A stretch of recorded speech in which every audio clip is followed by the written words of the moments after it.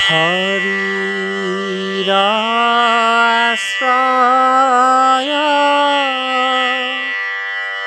জানিবা নিশ্চয় সুখৰ মূল কাৰণ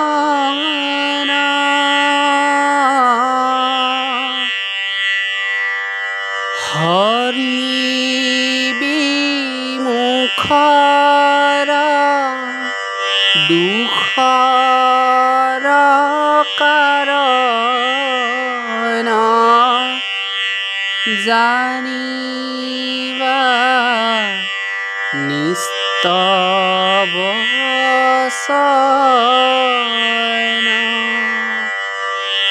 ৰাম